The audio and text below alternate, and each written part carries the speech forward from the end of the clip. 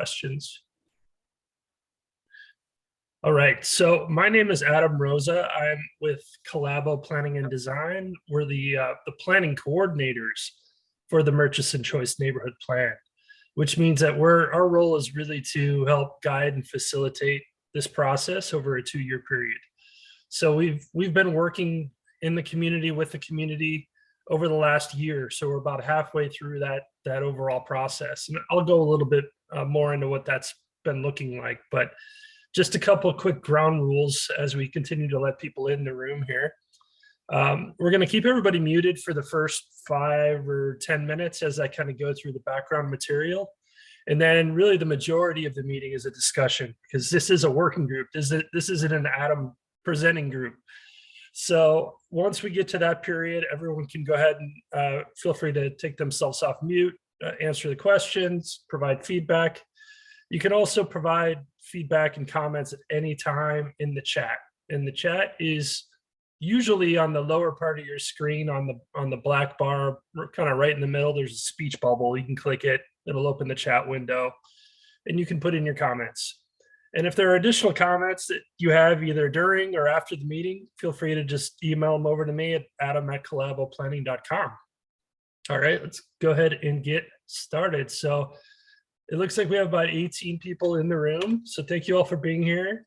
I hope you all have your coffee ready to go on this Tuesday morning, because we're gonna be doing a little work. We're gonna roll up our sleeves. But before we do that, just want to kind of give some folks a background on this program. I know we have, just by the names I see on the screen, there's some familiar faces, but there's probably also some new folks where this is their first meeting. So just to take a bigger step back, the city of Fayetteville and the Fayetteville Metropolitan Housing Authority applied for what's called a HUD Choice Neighborhoods Planning Grant. And we were awarded the grant in 2020. I think we're one of 11 cities nationwide that won the grant. So Choice Neighborhoods is really HUD's place-based program for reinvesting in distressed public housing communities, but doing it at the centerpiece of a larger neighborhood improvement effort. And so you'll see that the 3 circles of Choice Neighborhoods here. You have the housing, obviously. You have the neighborhood, which in this case is the entire Murchison corridor and the entire Murchison community. And then the people element, which is really focused on improving the quality of life for existing residents and also helping to create ladders of opportunity. So social services and support system for residents of the neighborhood and residents of the public housing itself. So it's a really unique and kind of comprehensive program overall. And our team, as I mentioned, is the City of Fayetteville, FMHA. We have our community ambassadors. I see Kim Williams on the call here. I'm not sure if any of our other ambassadors are here, but Kim's a local neighborhood resident who's been helping to kind of guide us through the process and helping us engage with other folks in her community. We also have our project steering committee, which is kind of our sounding board for a lot of the project ideas. And as ideas kind of bubble up out of these working groups, we're going to be bringing them back to the steering committee for reflection and review. As I mentioned, my name is Adam. I'm from Collabo, and we're at the bottom there, but we're the planning coordinators. And I've had the opportunity to work on Choice Neighborhoods efforts in really cities all across the country. So I'm excited and happy to kind of bring some lessons learned and introduce ideas from other places. But ultimately, this is about Fayetteville, and this is about the Murchison community. So the area that we're really focusing on here is the entire Murchison corridor, from really around Fayetteville State University all the way north to Country Club Pamela and just beyond. So we are including the former Walmart shopping center near Country Club. Our target housing site is the Murchison Townhouse property, which you can see the circle outlined in orange there. And then this is an asset-based, place-based program. So we really have been identifying a lot of the existing assets along the corridor and in the community, like the schools and the parks and the businesses, and really trying to create a plan that builds off of what's there today. So within this larger area, we have just under 7,000 residents. It's about 3 square miles overall. It's a federally designated opportunity zone, and it's also a designated neighborhood revitalization strategy area. So we're trying to leverage a lot of the tools and the resources that are available through these programs. So I mentioned Murchison Townhouses. So this is the Fayetteville Metropolitan Housing Authority property that's within our neighborhood. It was built in 1970. It is about 60 units of housing. You can see it there on the screen. We have a requirement for 1-for-1 replacement of those 60 units of housing with the redevelopment that we do. And that replacement can either be on site, it can be elsewhere in the neighborhood in areas of opportunity, or it can be elsewhere in the city if it makes sense, if the units are going to qualified districts of opportunity again. I think we have a kind of an internal team goal that we'd love to be able to replace the units within the neighborhood. And the overall, and this is important for this particular working group, that the overall goal of Choice Neighborhoods is to create a mixed income community. So it's not just replacing the very affordable housing all in one place with no changes. It's really about trying to think about integrating different levels of income in a neighborhood setting to create a healthier and more viable community long term. So the 2-year-long planning effort, we're kind of smack dab in the middle now, creating the strategies, programs, and projects. But we spent much of the first year doing listening and learning and doing some visioning for the future. We have some early action projects that we're hoping to really get underway here in year 2. We're always creating community connections, which is what this is all about, getting you all to the table and really learning from you all. And then this is going to feed into the people housing neighborhood elements. Our draft plan is due in about 6 months. So a lot of what we learn in these meetings will flow right into the draft plan. And then the final plan will be due in November this year. From there, we can apply for what's called an implementation grant, which could be anywhere between $40 and $50 million to make all this good stuff happen. But we still got a long way to go. And how we're going to get there is through meetings like this. So the 5 working groups you can see on the screen here, we had our first one yesterday, history, equity, and inclusion. This is housing and commercial development. We have education and job training later this afternoon. And then tomorrow, safety and security, transportation, and open space.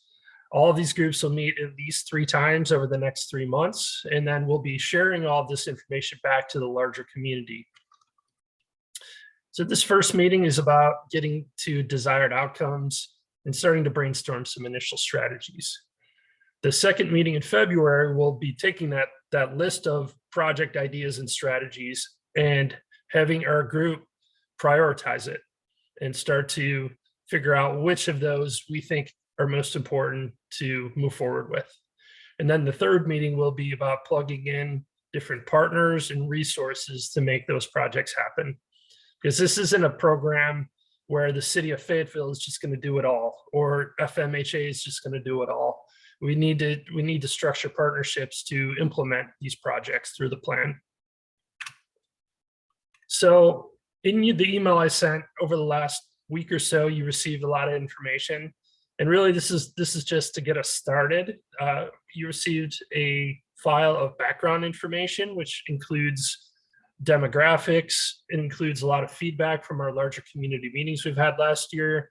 It also includes a needs assessment survey that we conducted of all the residents of the Murchison Townhouse property. We included the meeting schedule in there, and then a worksheet, kind of a 3-page worksheet that we're going to go through today with the group. So if you've had a chance to go through the worksheet and jot down some notes, that's awesome. If not, don't worry about it. We're going to brainstorm it all. We're going to make it happen here in real time. So now I'm going to switch over to the interactive portion of the meeting. So bear with me just 1 second here.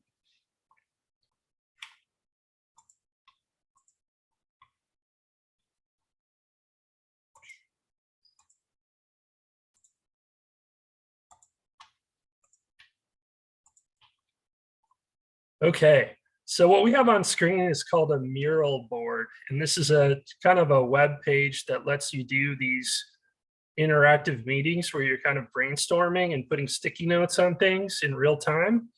So as we go through the worksheet, you'll be seeing these, we'll be zooming in here and adding sticky notes to the page, and then we can share this out to everyone after the meeting, and you can review it, you can add more notes, etc. But just for example, this was from our meeting yesterday with the history and equity and inclusion group. So we got pretty far through these 3 pages and started to put together some actual strategies around some of these projects. But before we do that, I just wanted to do a quick poll here. We have 21 people in the room, so I don't want to spend 45 minutes having everyone introduce themselves. But what I want to do is just have you all take this poll so you can tell us a little bit about yourself. So I'm going to launch that. You'll see it pop up on your screen. So the first question is, tell us about yourself. And you can click multiple buttons here.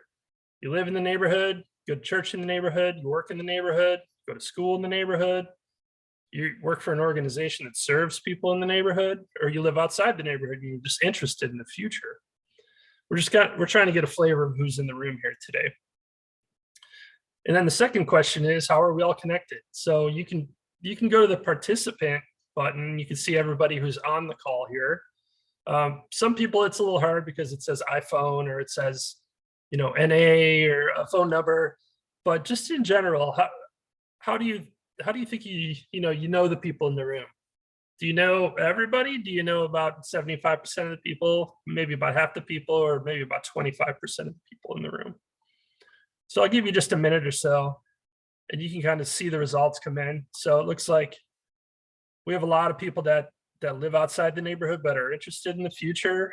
Quite a few people that are with organizations that serve the neighborhood or people that work in the neighborhood. Couple more answers coming in here.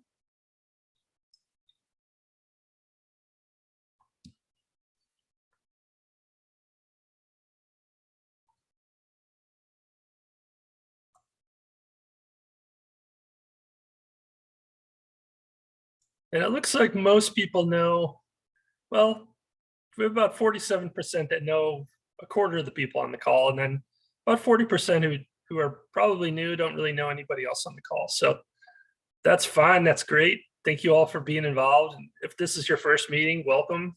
If this is your 10th meeting, welcome. So I want to just kind of go ahead and get us started here. So we'll share the results. You all can see that. And this will all be saved as well if you're interested in looking at it in the future. Okay, so there's really 2 ways.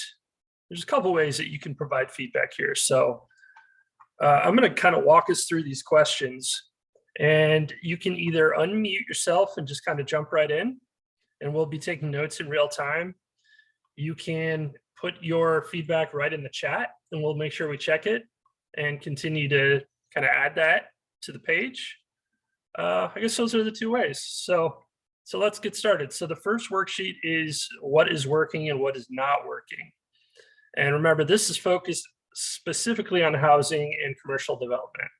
So if we start with housing, a couple of the questions that we have: how are existing neighborhoods functioning? What's working, what's not? What types of homes are available within the neighborhood? And what do you think is missing? Are there certain areas of the neighborhood that seem to like they're working very well, certain areas that maybe not working so well? So I'm going to get us started by calling on, well, I see Andrea has her hand up, so we'll have Andrea jump in here. Yes, hi everybody, good morning. Thank you so much for joining us today. My name is Andrea. I am with Adam in Collabo Planning, and I am assisting and facilitating this meeting. I just wanted to put it out there that if it's challenging because you're on your phone or the keyboard is challenging to be putting things out on the chat, you're also able to unmute yourself, and we also want to take all of your opinions. We want to take all of the comments and and it's you and your input that is going to make this project right. So don't be shy. I want to definitely invite everyone to give us all of your input, and feel free to mute and unmute yourselves. We want to keep it respectful, definitely. And if it's easier for you because you're in your office or you're driving, feel free to use the chat or unmute yourself. Okay, thank you. Thanks, Andrea. So just to get the ball rolling, I'm going to call on our community ambassadors who are on the line here because they have been very instrumental in this project. I'm sure they have some ideas that they'd love to share. So Kim, would you like to jump in first, talk a little bit about what you think is working and what's not working related to housing? Good morning, everyone. So what I jotted down a couple of things. What I'm seeing mostly right now that's not working, there's no code violations issued. I think that overall we need a major cleanup. And I definitely want the youth involved. But the other thing that I would like to present is to maybe develop a phasing schedule to construct new public housing so that residents only have to move once. Because this is going to be taxing with this twice and 3-time move. So I want that to be on the table and considered. And I also would like for residents to participate in the Ross program and the family self-sufficiency programs, possibly expand those programs. They're already in place. So why reinvent the wheel? Yep. Thank you for sharing that. Is there anything that you think is working currently in the neighborhood related to housing? This actual initiative and the participation, I really think is working. The meetings and the listening and considering what the feedback that we are getting from the residents and the partners and the business owners, I think all of that is working. Great. Very happy about that. Thanks, Kim. Appreciate that. Mm-hmm. So I'll swing it over to, I think, Cynthia. I think I saw Cynthia join us. Do you have any thoughts you want to kick off with the group, Cynthia? Good morning, everyone. Morning. Believe it or not, Adam, I am shut down today. I can't. I don't believe that at all. I You're feel gonna be horrible, jumping. but I'm so passionate about. I know I do. I just do not feel well this morning, but I'm here and I'm grateful and I'm still passionate. And no, I figured this time I'd sit back and listen. I can say that being a city ambassador for this corridor and with Kim and Johnette, and I know they'll agree. We walked around and knocked on doors. Well, Kim said it. We need some regulations enforced on even the housing. I'm afraid, folks, we have a lot of slumlords in our community. And I say some slumlords because that's a term that we all can relate to. You know what I'm saying? And we just need to step it up as far as what kind of regulations we as citizens can enforce on these folks who rent these very affordable homes for our neighbors, and they just let them just run rampant and only pay and collect these fees in order to, I guess, pay for the existing home that they live in. Now, I can't say that for the affordable housing area, the Murchison Townhomes, because it looks really nice up there. But I can tell you this, just roaming around the neighborhood, it's horrible. And that was something that we did talk about yesterday, I believe. Beautification starts with pride. And as far as the existing housing, neighborhood functioning, I think we function well. We just, you know, have a problem with the cleanup and a big issue with enforcing regulations. Thanks, Cynthia. And that's, You said you weren't gonna. yeah, You said you that's weren't all gonna I say can anything, say. but I appreciate the Well, feedback. I'm done now. Yeah. I can feel my blood pressure rising because I get so passionate about this. It makes me sick, Yeah. y'all. So I'm just gonna sit back and listen and smile. Thank you. Thank you. Thank So, you. Andrea, you have your hand up again. Yes, I have a follow-up. Could I ask you, Cynthia, I understand that you're not feeling well and I want to be respectful of that. But could you expand or could you elaborate a little bit of what are the things that make it horrible to walk by?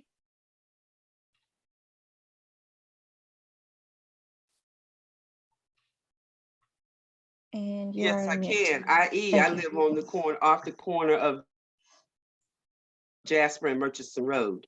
I say no more. If you come, and I come that way every single day, and it's an eyesore. Now, what does that have to do with housing? It has a lot to do with housing because, you know, we want to live in an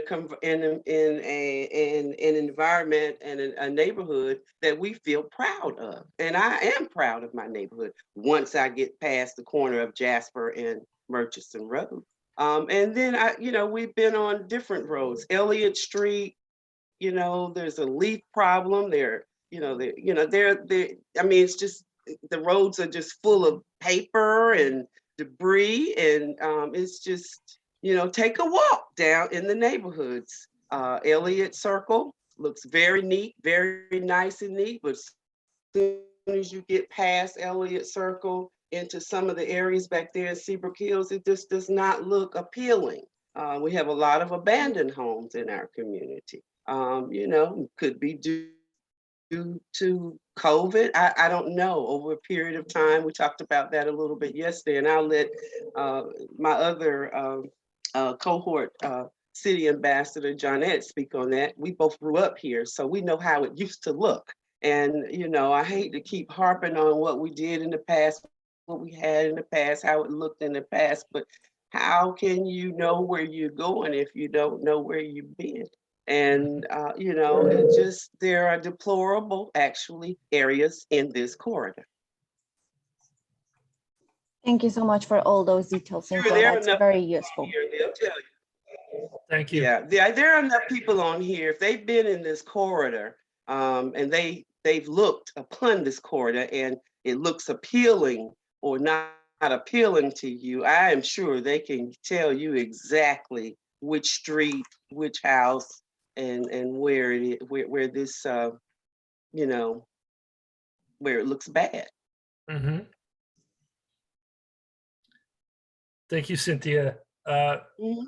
I know Johnette is also feeling a little bit under the weather, but I wasn't sure if you'd like to jump in as well, Johnette. Good morning. I don't know if you all can hear me or not, or understand what I'm saying. I sound like Froggy this morning. But just to piggyback off of what Kim brought to the table in terms of, you know, the code enforcement and things of that nature, those are some areas that we really need to take a look at. Of course, the aesthetics of the community are important, the beautification. Again, we brought up like yesterday about what's working. I think there are opportunities through the city for homeowners to, you know, do some things to work on their homes and things of that nature, but just getting that information out and communicating it more effectively with the residents of the community would be awesome, so that people will know where to go, what to do, and how to, you know, make their property, you know, more appealing. Again, code enforcement is important, and the historical aspect of the community in terms of how we can capture that and use that as a theme to build pride in the corridor is, of course, important. And I know we've talked about doing the historical designation for the community, for the Seabrook area, and hopefully that will follow through and will actually happen and mimic what has already occurred in the Haymont Hill area, because that neighborhood has been there for years. And we just want to, again, like Cynthia said, I grew up on Murchison Road in the 1600 block. My grandparents' home is still there. And it needs a lot of work done to it, and trying to get my family to jump on board to make those changes. But, it's just difficult when you're not up to par on what resources are available. So I'm just getting back to Fayetteville. I joined this initiative to give me something to do because I'm an empty nester. And once I became an empty nester, 6 months later, one returned, but I was a little bored and I was like, okay, what can I do? So this is something that I'm really committed to, and so happy to see so many participants today on this meeting. Now I am going to stop talking because I sound, so thank you. Thank you. Yeah, and that the historic designation is something that we brought up in yesterday's meeting around history, equity, and inclusion. So we've kind of captured that. But now we really just want to open it up to other folks in the group who would like to talk a little bit about housing, specifically what's working and what isn't working. And then from there, we'll move on to commercial development. Anybody would like to jump in? Mario. Yeah, I just had a question. In other communities, there have been sort of these buy cash now your houses and call this number. And they've turned out to be, just kind of scams, taking advantage of folks who just either, are basically selling their house for pennies on the dollar and shouldn't be pressured into doing so. I've started to see some things like that. I mean, I'm not sure which ones are legitimate or if they're always illegitimate. So any sort of insight that the experts might have, or specifically as it relates to our local issue with some of those predatory folks, is there any insight that y'all can share there? Yeah, I don't have any specific insight on that other than, it seems to me that in most cases, those are predatory operations that are looking to get people to cash out of their homes very cheaply and then flip them for rental properties. And that might be part of what's generating the issues regarding some of the slumlord stuff that was brought up earlier. But is that something you're seeing more and more of in the neighborhood, those types of signs out and about? Yeah, not just on Mercer Road, certainly other areas as well, but it's something that, can we get the city to, put some kind of ordinance on? If you don't put, certain details, you can't have signs out like that. Or if we follow up with these phone numbers and we find out you're not a legitimate entity or something where there's a little bit of policing around, I guess, their ability to kind of get folks who may not be aware, or even just a PSA type situation, because we all know that everyone is working hard to make Murchison Road just a dynamic area that's going to be great for homeowners. So, don't be convinced to sell quickly. It's just kind of like, maybe it could even turn into the other way, a kind of education campaign that, like, there's all these great things coming. Don't, let anyone convince you otherwise that you need to sell. So, maybe that's why I'm bringing it up. It's making me think a few different things. Yeah, no, that's a great thread to go down, and I added it to our third sheet, which is kind of key strategies and precedents. Something we may want to think about as a group is developing a program around that. Thank you for bringing that up.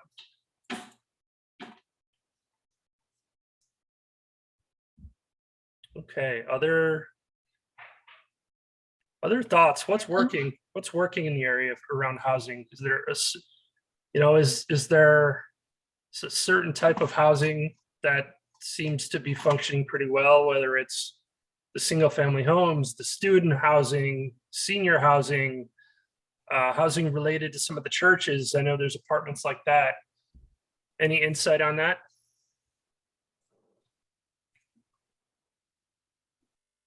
Kim, would you like to jump in?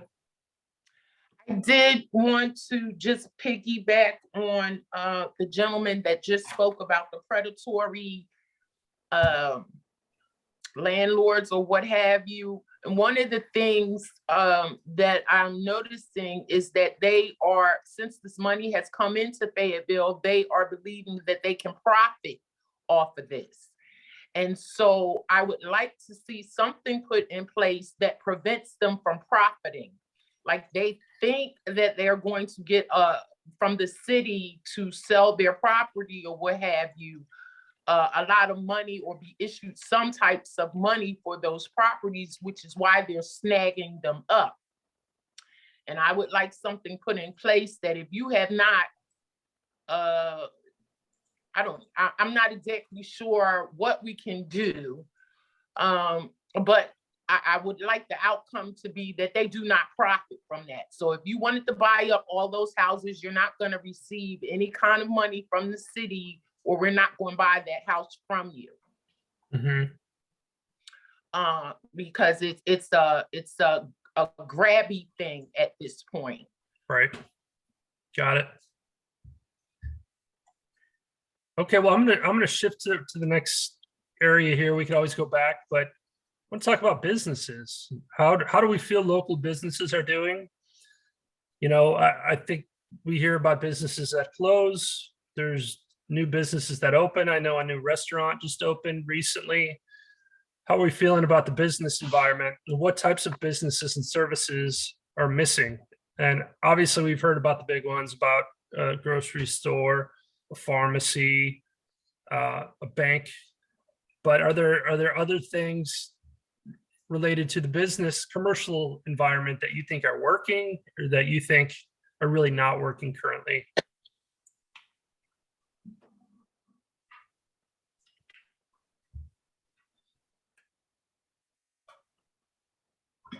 I see iPhone has their hand up. I'm not sure who iPhone is, but go ahead and jump in.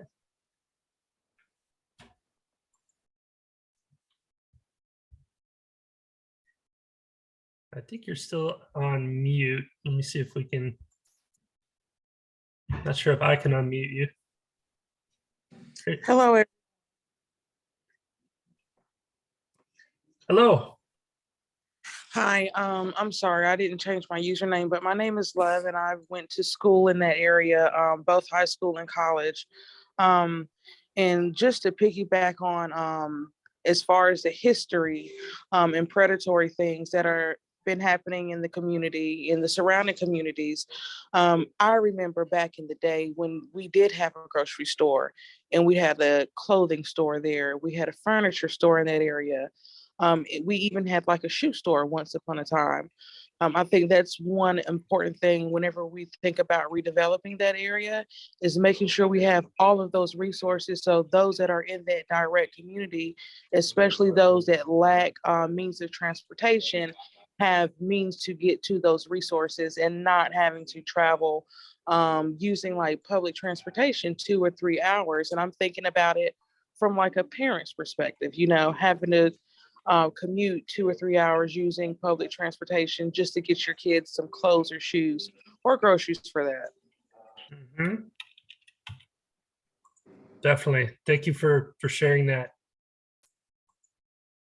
Okay, Angela, would like to go next? Yes, good morning, everyone. I wanted to first kind of introduce myself a little bit and my connection to the Murchison Road corridor. I don't live there, but I have a lot of connection. I started out in the daycare. My mom had me in the daycare at Mount Sinai. And I remember those pimento cheese sandwiches that I despised. I hated those. We would eat lunch down in the basement.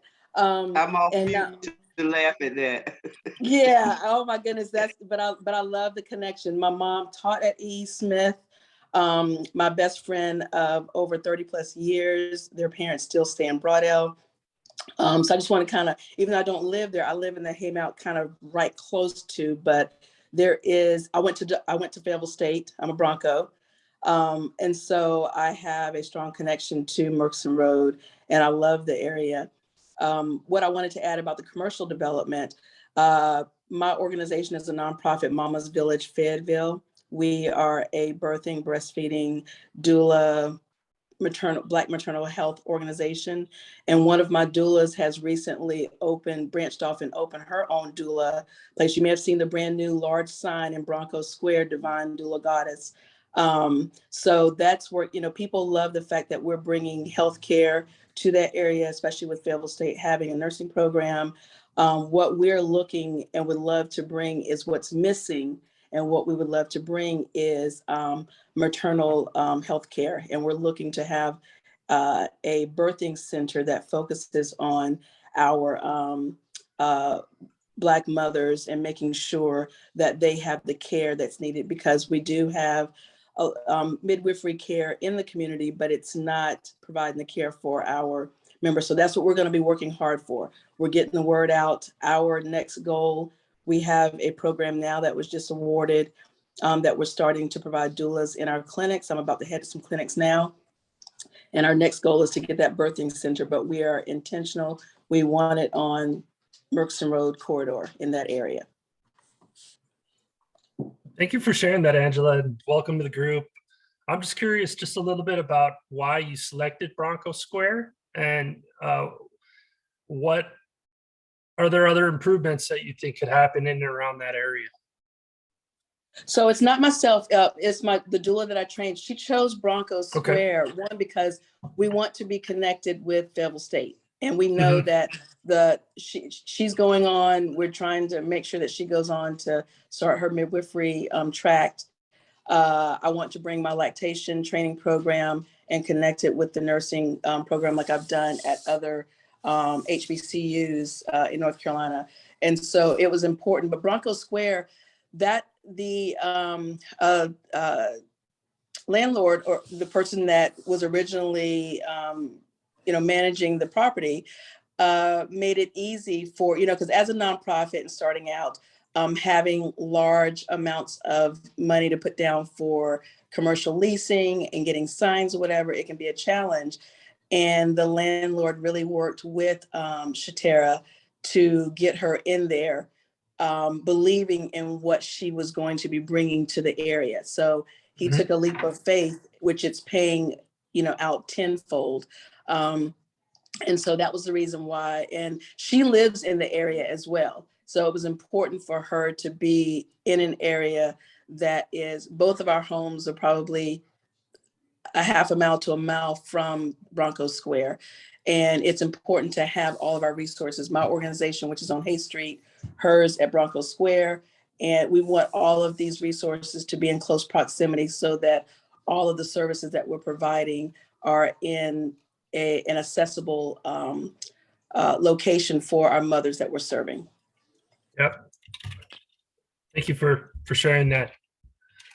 All right, I see a few other hands up. Let's go over to Love Gibbs.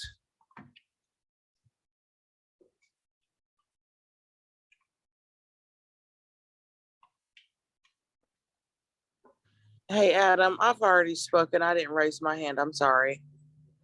Oh, okay. No problem. Thank you. You're welcome. We have somebody just says NA. Not sure who that is, but go ahead and jump in. Hey, how you doing? I am Navier Adams. Good morning, everyone. I went to East Smith High School, and I currently attend Fayetteville State University. But I'm also born and raised from Fayetteville. I live in the area most of my life. And I can honestly say, I think the main thing that I've seen that we don't have in other parts of Fayetteville is a place to get, good produce. When we had the Walmart, that was a great thing that we had. And when it left, I think that I couldn't think of another option where folks in the area could get fresh produce. So I think, and because of that, we are in the food desert, because I believe that when you look on the Murchison Road and just the corridor, nothing but fast food. So the only thing I can think of is, local businesses, but also franchises. But I can't think of anywhere where we can get, fresh, healthy produce. And, there's other options besides, going to a convenience store or going to a fast food restaurant. It's nothing where we can get something that we could take home and cook besides, catching the bus or driving down Ramsey Street or driving down, across town. Some people don't have the means to drive. Getting on the bus is cool, but sometimes, you have a market right there on your street or a couple of blocks down. I think that's something that will be very beneficial in the area. Absolutely. Thank you for sharing that. Really appreciate it.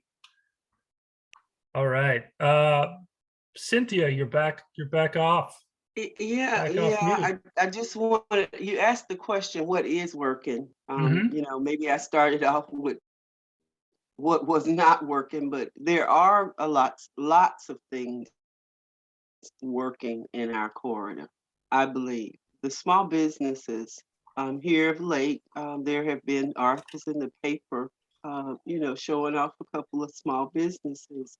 So we do have a few places that we can go and have a nice meal, a cooked meal, and they are owned and operated by people from the community. So that's a positive thing. Um, like it was said earlier about people who need help with some of the dilapidated homes that they own, or they just need to. We need that information so that we can share it with people out here, in the neighborhoods, and as well as the businesses, the small businesses on Murchison Road. They need that information too in order to enhance, the look, the style of the outside and inside of their businesses. So I think a lot of this is, it's our responsibility as community advocates and also as people who live in the community to share this information and help, and provide the resources, for people to come and fill out paperwork or get this stuff done in order for them to take advantage of what's available. So we do have businesses, maybe not the right ones. We eat a lot. We have to eat, but we do need to try to attract folk like Miss Mallory, who, she has a wonderful program. It's well needed. I suggest that she try to partner if she hasn't already, because that's an initiative that I learned about just by being with this group that I didn't know that was available to young mothers and in the community. So there are a few things working that we probably have not uh, zeroed in on. Mhm. Pearson Associates on Murchison Road has a thriving business. We just need to showcase also what we have in order to encourage others to invest in our area, because we are here. Uh, the people do want to live in a convenient environment as other areas in the city. So I just wanted to put that out there. That there are some things that are working, but we've got a long ways to go in this area. Absolutely. Thank you, Cynthia. I'm feeling a little bit like a radio host calling on people, like on line one, on line two. But let's go over to Elaine. Elaine? Yes, hi. My name is Elaine Murray, and I want to talk about the commercial aspect. Is what we're talking about now, is in regards, I'm a former Schuster owner that I was located downtown Fayetteville, and that was probably about 15 years ago. But I'm getting back in the saddle now. So I'm doing things a little bit different.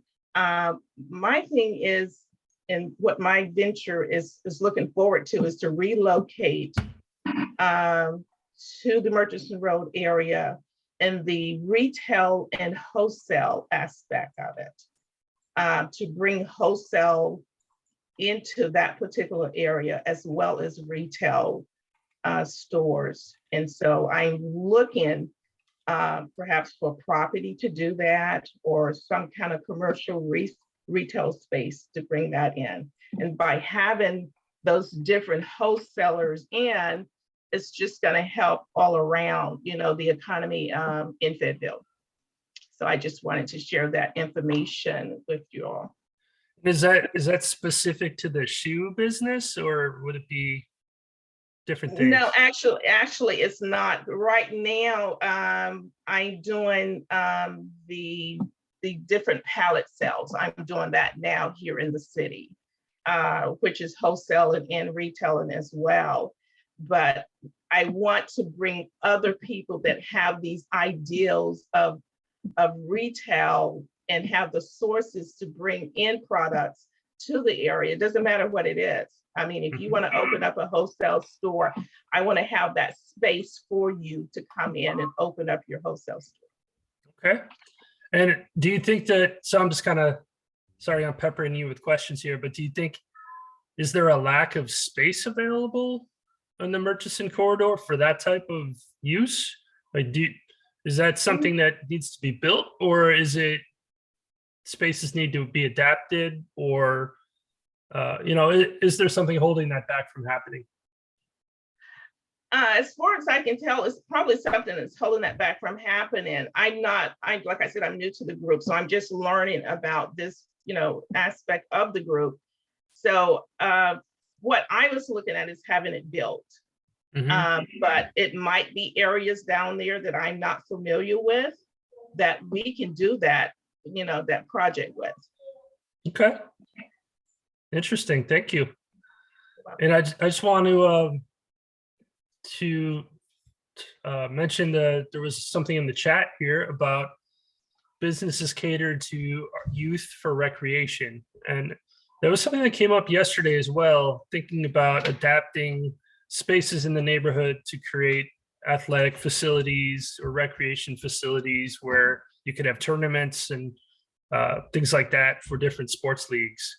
So it sounds like that's kind of what Keith was getting at in the chat. And if I'm framing that in the wrong way, let me know, but we'll definitely include that as well. Okay, Kim, it looks like you have your hand up again. Yes. So in reference to Miss Elaine needing space, I do see a number of buildings that on Murchison Road that are empty. So my take on that is either to demolish those buildings that are not inhabitable, and that can create some space, or to have I'm not sure, an inspector or surveyor to see if they are safe and sound, and if they can be used, open them up. And that's a way that she can invite people in and herself to housing in those buildings that are already there. If they can be used, utilize them for that. Also inviting farmers markets in that area for the fresh produce. And we have a lot of business owners that we could possibly talk to sponsor those things. You're in this area, you are profiting, give back to the community. I think that if you, there's just too much take, and not enough give. Okay. So if you're not gonna hunt with the tribe, you shouldn't eat with the tribe. I want to talk a little bit about the farmers market, because I know that there was one at Bronco Square through FSU. I don't believe they opened this year because of COVID, but I'm not sure about that. And I'd like to hear if anybody has any feedback about that, whether it was successful when it was going, or if it needed to be changed, if that's the right location. Anybody ever attend that farmers market at Bronco Square? Yeah, Go ahead, oh Angela. no, I'm sorry. I didn't raise my hand. I apologize because I was driving. I apologize. No, you can go next. Go ahead. Okay, so the doula that I mentioned at Evangelho Gales, that's how. So you asked me the question, why did she choose Bronco Square? She started out vending at the farmers market that was there, and that gave her the introduction and connection to the person at the time. I think it has since changed property managers, and I'm about to meet her, so I'll find out. But it was successful, and it would have been nice to have more. it was a little more than just only a farmer's market. Well, I guess it was a true farmer's market because it had other handmade like soaps and candles and other items that people in the community look to purchase. And so it was successful. I think if it was built on in that, the location was really good where it was because of the access. Now, parking was a little challenging because the farmer's market was set up in the parking lot. It, you know, people had to park either on the side of, I think that's called filter plant. That's where they had to kind of park because of that. So that probably would have been maybe the only one challenge. But the location and people coming to it and the different community vendors and community organizations that was supporting it was really well. And the students from Fayetteville State would come across and support it as well. Great. And no, they did not bring it back. And it was because of COVID, because Shatera did ask and inquire about getting that started again. So maybe that will start up again this spring. I'm not sure, but I'll find out from her. Great. Thank you for sharing that. Appreciate it. Absolutely. Okay, so you can see we're kind of moving all around the screen here. So we've started to fill out the second sheet of the worksheet, which is the desired outcomes, what we're hoping to achieve through this working group and the projects that we come up with. And you can see we've started to put them in just based on your feedback for housing, phasing for public housing redevelopment, regulations and enforcement, greater participation in existing programs, getting rid of the slumlords, greater community pride, beautification, home ownership, home repair assistance, make predatory practices not profitable. And then for commercial, there's a whole other range of outcomes that you all have started to identify. So we're putting them in there. We have about a half hour left, and I want to go to the third page because we've already started to come up with ideas around some of these things, but I'd love to hear more. So specifically around housing, what are some strategies that we can explore? So we have the strategy around an education program for the cash for homes issue. But what else can we do around housing that might be unique, might be something that we think would really work here? And then if you have an idea or a strategy, if you've seen it done somewhere else, say, hey, I was just in Raleigh and they had this awesome senior housing development or whatever it might be. We'd like to know that as well so we can explore some of those ideas. So I think, Elaine, would you still like to jump in? I'm not sure if you still have your hand up from before.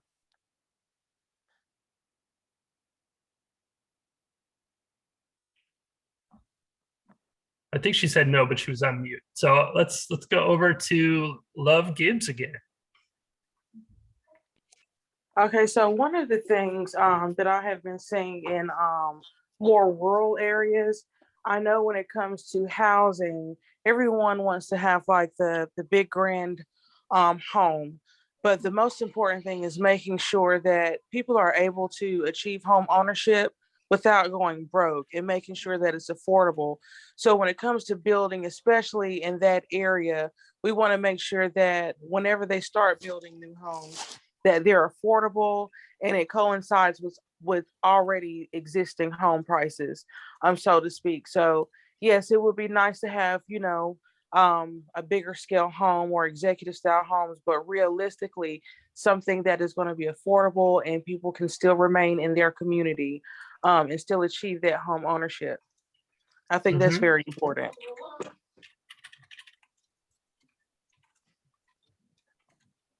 Thank you for that. Yeah, I think you brought up something that I think has been brought up in previous meetings, and I see it in the chat as well, but the idea of retaining Fayetteville State graduates after they leave or after they graduate.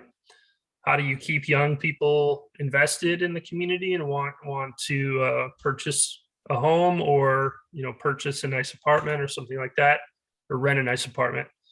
So thank you for that. I'm seeing also in the chat, I think kind of reiterates what you mentioned about home ownership workshops, more incentives to renovate current inventory of homes versus building new ones. So renovation Okay. Let's go over to Kim Williams, please. Okay, so we have like Habitat for Humanity and things of that nature.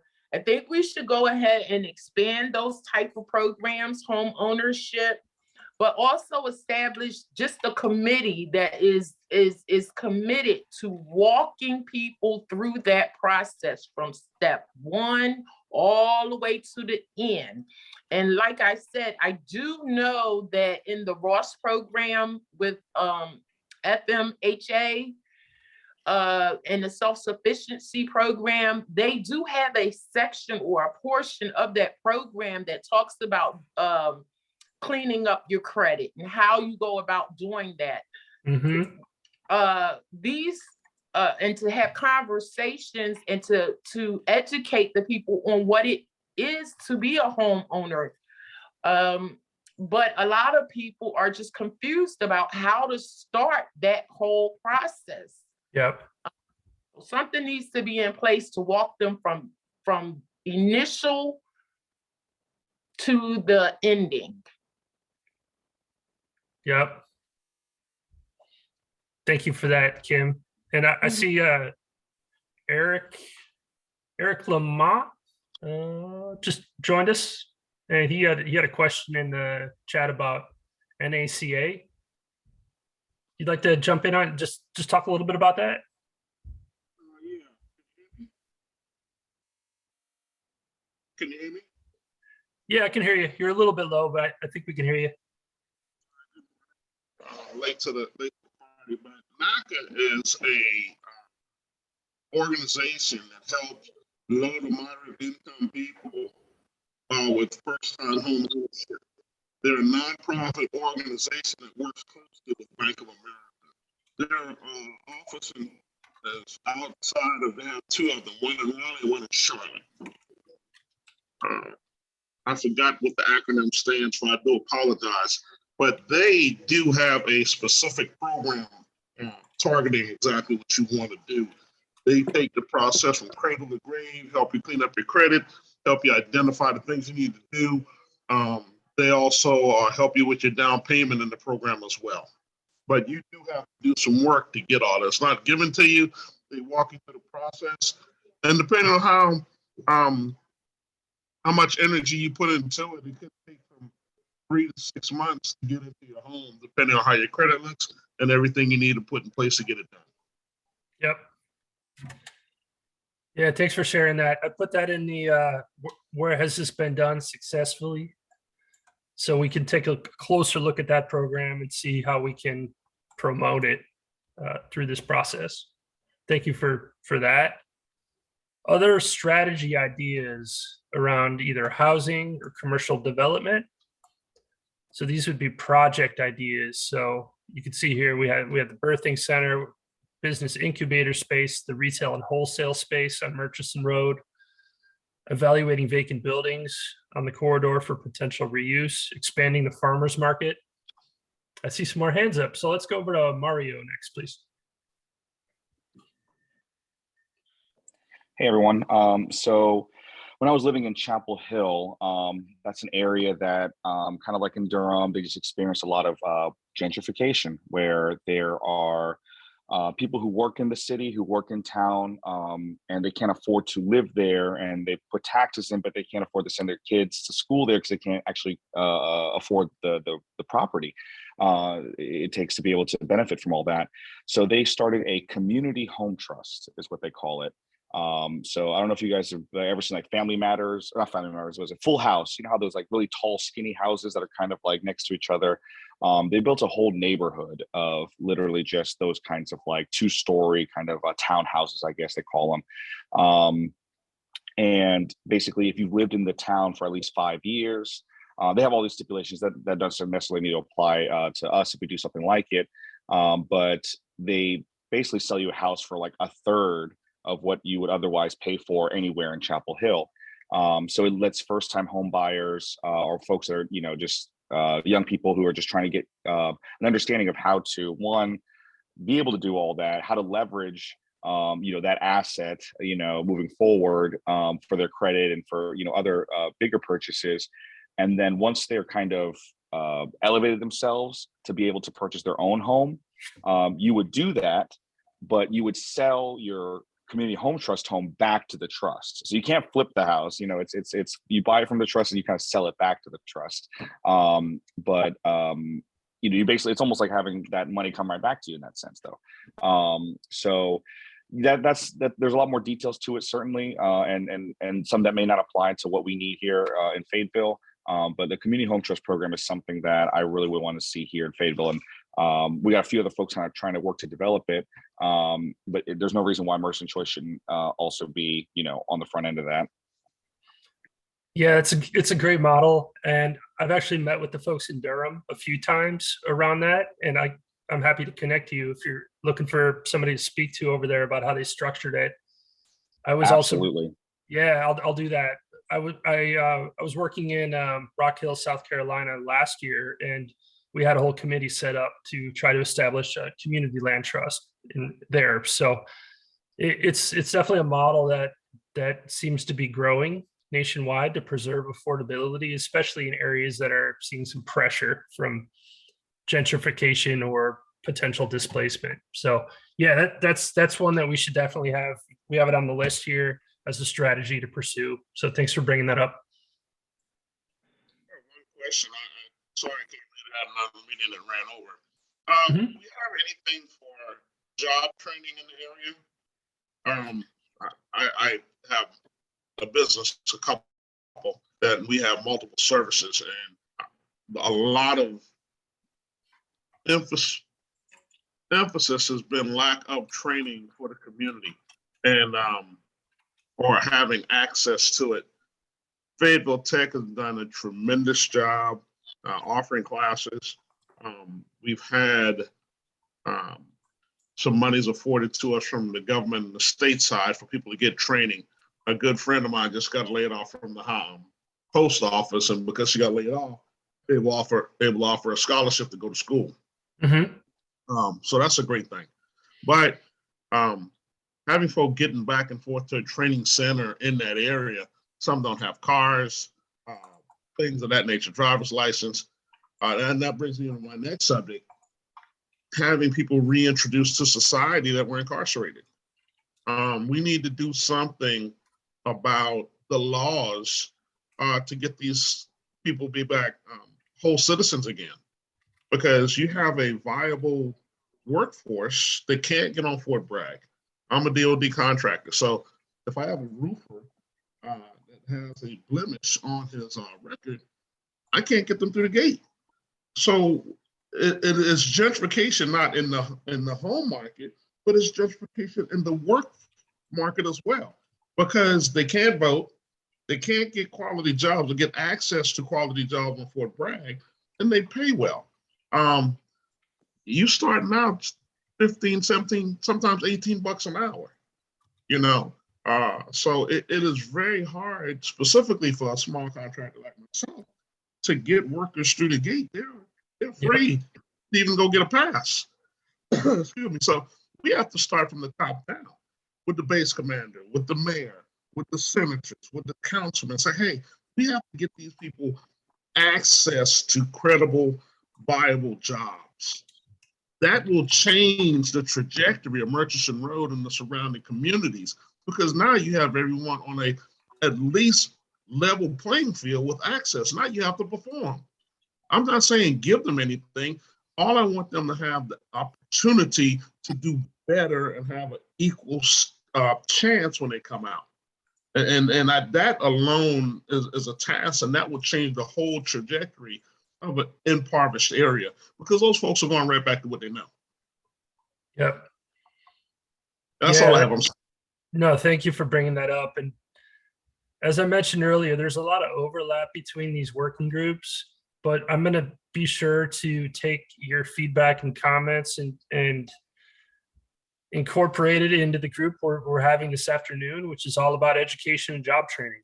So you can feel free to join us on that one as well. That's at 3:30.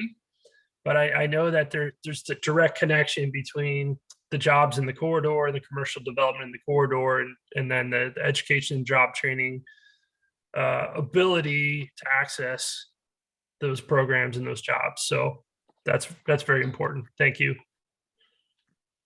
Okay, Christopher, we haven't heard from Christopher. Why don't we go over to Christopher next? Good morning, everyone. Christopher Narcisse. I am not from the area, of course, but I have an interest in that area. It's one of the areas that, of course, that attracted me initially to make me move to Fayetteville when I would travel to Fort Bragg. And of course, my family and I moved to Fayetteville, and we're starting ministry right now. So just getting an understanding of the demographics across Fayetteville and what are their needs as well. And so a couple of things that I did hear a couple of people say with regards to education for people in communities, with regards to home ownership and so forth. Given the plan that you all have in place right now, yes, get people in houses, but what are some plans with regards to beautification and continued beautification of the area, i.e. When people do get these homes given to them, where's the sustainability with regards to upkeep of the properties?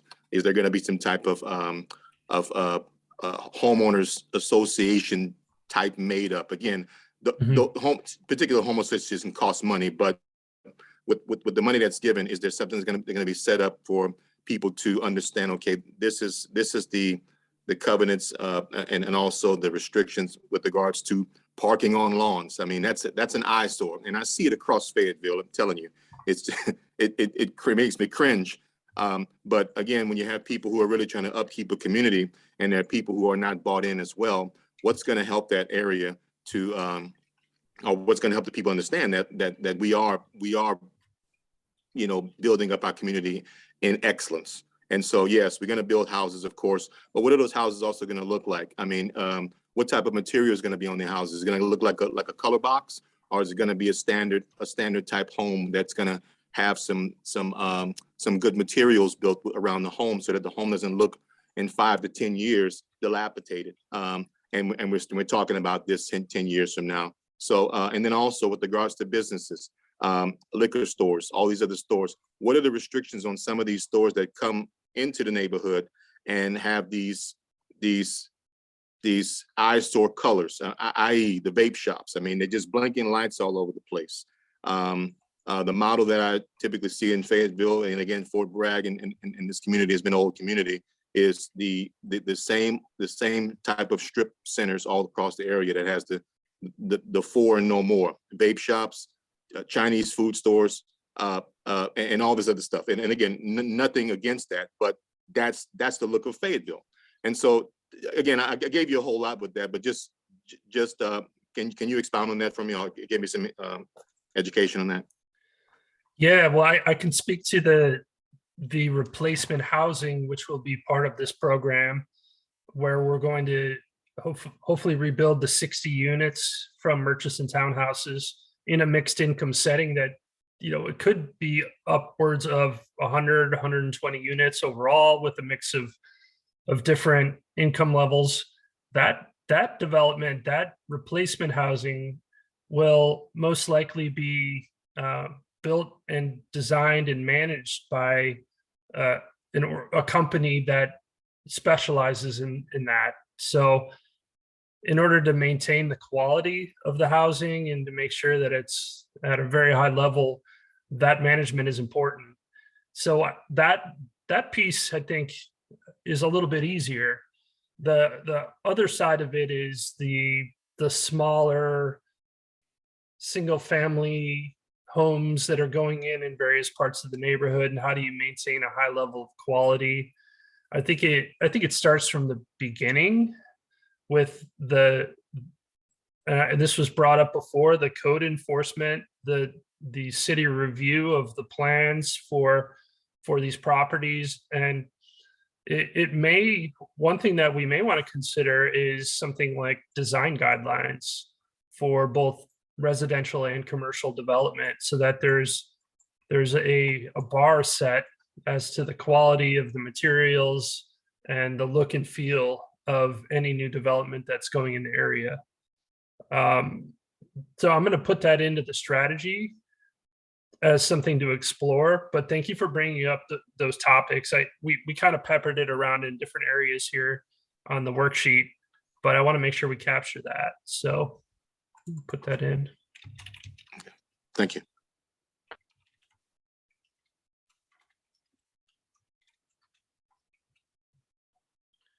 I see Love Gibbs has their hand up. I'm not sure if that's from before, but if so, you can jump in.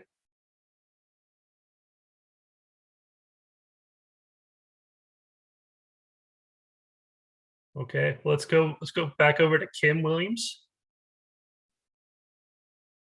Okay, so just to piggyback on the gentleman that just spoke, I think we could have a screening process for people to have those houses and a contract in place that if they are not maintained, whatever that criteria is, that they no longer can reside there.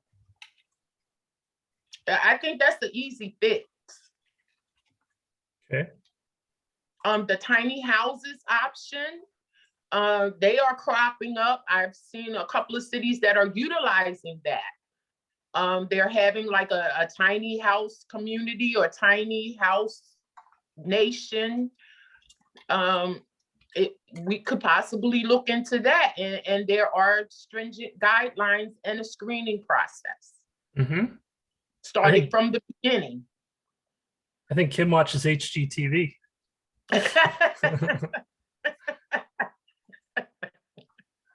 No, that's good. A good thing to look into and explore. Yeah, I think what we're going to be looking at is it's referred to in planning circles as kind of the missing middle, where you have your traditional apartment building and your traditional single family home, but there's not a lot of inventory in the middle there for things like townhomes or other types of smaller units that could be appealing to different types of people in the neighborhood. And then even the senior housing, that we know that there's a lack of senior housing in the community. And one thing I forgot to mention is that we're currently doing a market study for both residential and commercial development in this area. So that market study will evaluate the current inventory and what's going on, citywide, and then hopefully be able to give us recommendations for the types of units, the number of units that could be absorbed, the types of retail that could be viable in the corridor, and how that could kind of play out over time. So once that study gets completed in the next couple months, we'll have that to share with the group, and then we can also use that as a starting point for developing the program for what can really happen here in the community. So a lot of what you're bringing up in these ideas, I think some of what comes out of the market study will help inform the viability of some of these strategies. Yeah.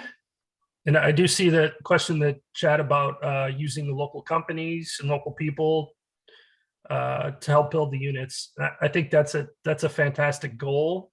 And I think they're specifically with the Fayetteville Housing Authority, they have what's called Section 3 hiring requirements to try to find local contractors and local people to be involved in any kind of redevelopment, rebuilding project.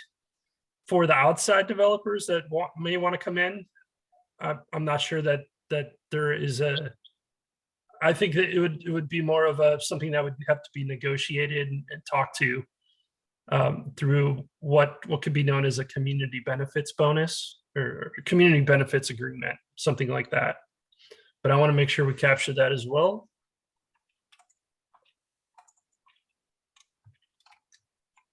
Because it's hard to put, if you don't mind, it's hard to say, let's have a sustainable economy and businesses in the area when we let the contracts go to outside companies. Yep. You can't build a base and a qualified workforce when everybody's coming from outside of your city or state and bringing in their people. and you know, we get the cleanup crew. That doesn't work. We're taking the money that our tax dollars and sending it elsewhere. So we should be having that revenue generate at least 7 to 10 times within our community to each and every viable business that's able to participate. For sure. So I'm putting that in as a goal or a desired outcome because I think that's really important. So thanks for that. I see Dino had a question in the chat about the NC dot traffic control improvement project on Murchison Road. So they had looked at a couple different options for reconfiguring that intersection near Country Club in Murchison. And one of the options kind of swung traffic almost directly through the FMHA site. And so we put up I would say a pretty good argument for not doing that. And I think that the current options they're evaluating are a more traditional intersection, which would not route all of that traffic right through the public housing property. So we've been in constant kind of communication with them on refining the plans. But as far as I know, they've kind of backed off of that big loop that they had proposed, and now they're looking at more of a traditional intersection configuration again. So, but that still continues to be in process. I see. Let's see. Anyone else? I can't tell who's would like to jump in here. A couple of people are off mute, but go ahead.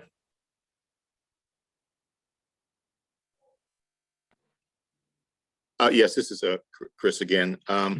With regards to, again, the contract or who's going to be building these apartments or in other houses as well, is there a plan for, or is there a thought of bringing in minority businesses with regards to contractors and builders? And if so, what's the, do you have a percentage of that now, or is that currently in the works as far as how you bring on contractors and those who are going to be working on building these houses?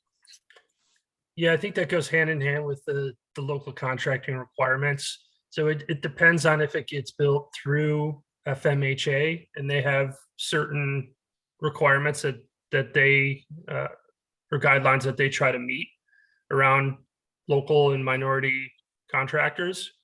If it gets developed through another entity, then there's going to be potentially different requirements or negotiations that need to happen.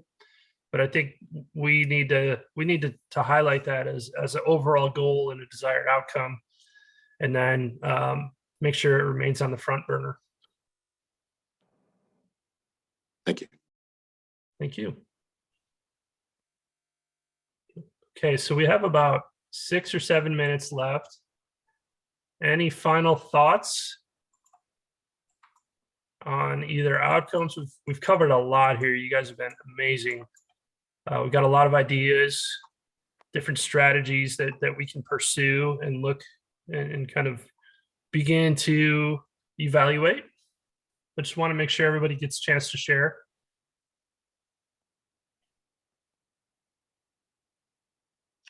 Adam, hi, this is Kim.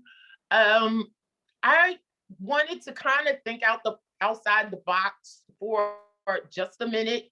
The FSU students that are majoring in things or subjects like to be a social worker or community activist, grassroots types of things, who are interested and already studying in that capacity, as a way to retain those students, we can create the jobs for them through these kinds of early projects and things that we're talking about.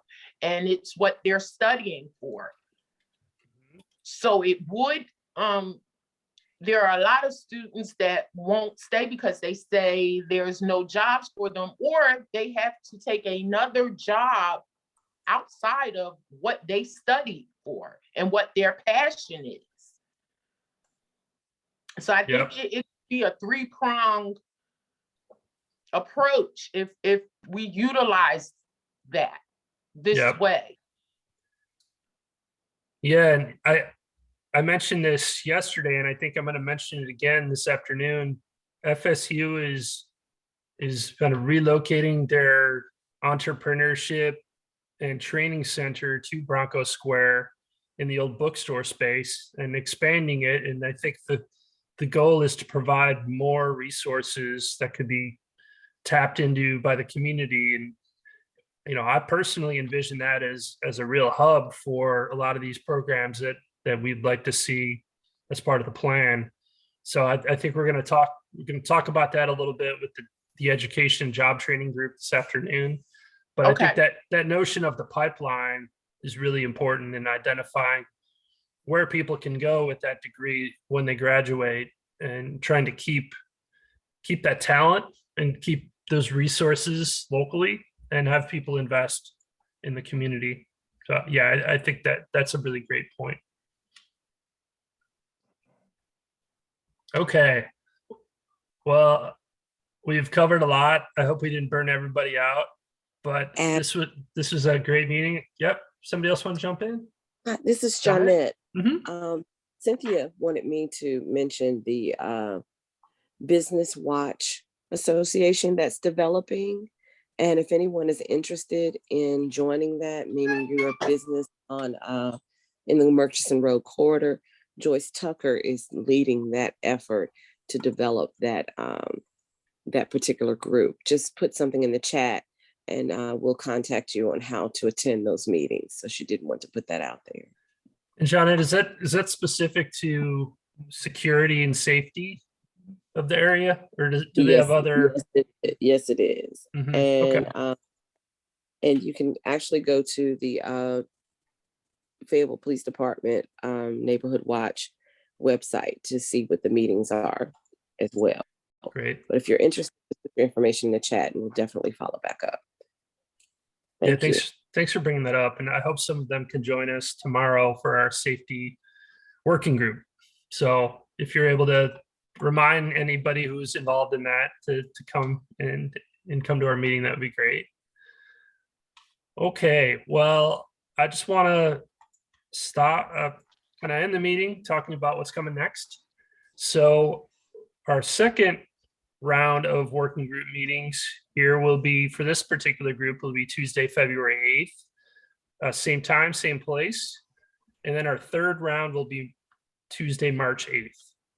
So at the next meeting, we're going to take this list of project strategies that you have begun to develop, fold in some other ideas that we've heard over the last year, and then you're all going to help us rank these ideas in order of importance. And we'll see what kind of floats to the top. And then once we have those top, whatever it is, top 5 ideas, we're going to spend some time getting into the weeds a little bit on those and fleshing them out a little bit. So it's really important that you all stay involved over the next few months, because it's kind of an iterative process. But again, just wanted to thank you all for being here. I'm going to share these notes out to the group and encourage people who weren't able to attend to also share some feedback. So you may see some new things next time you come as well. But have a great day. If you need to send any other comments or thoughts, I'm going to put my email in the chat real quick.